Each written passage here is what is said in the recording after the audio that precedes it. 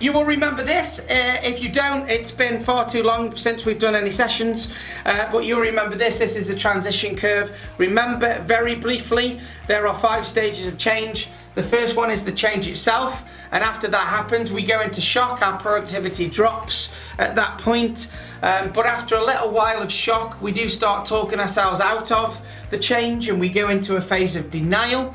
When we go into the phase of denial, our productivity increases because we're denying actually what's going to happen. Then the transition starts to take hold, the reality of what's happening. We might feel that we're bumped over the head, we might feel annoyed, or we might feel upset and low. At some point we get down to the bottom of the transition curve. This is where we, if you remember, we start to self-sabotage, or we sabotage other people.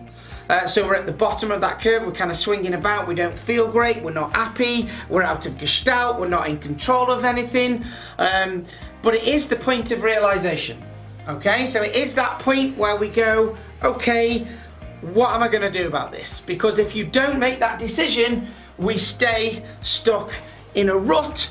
You know, you've heard me say this standing joke a number of times. If you know somebody in your organization that is still moaning about something that happened 10 years ago, then they are stuck in transition from something that happened 10 years ago. And they've stuck in this rut for a very, very long time that doesn't do anybody any good. It doesn't do them any good, and it certainly doesn't do the people around them any good, because as you know, moaning is infectious, and we've covered that a number of times.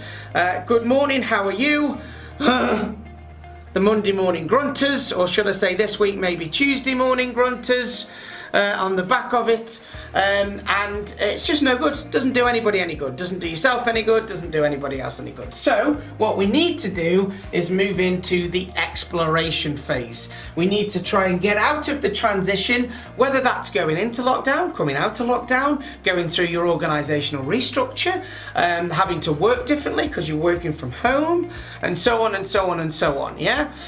Whatever it may be, exploration is where we need to be. Now, if we're talking about being match fit and being ready to tackle the future months, certainly up until over Christmas and get into a new year, then we've got to at least be in this phase, if not, be in the phase of acceptance, where we kind of go, right, you know what, yeah, it's happened, we've dealt with it, we need to move on, let's get in there. Because if you try and be match fit when you're coming down here, it's not going to work. So the reason I've put this up again, and I know you've seen this 100 times already now, well, the people that come on every week have seen it 100 times already, but the reason I've put this on is because this match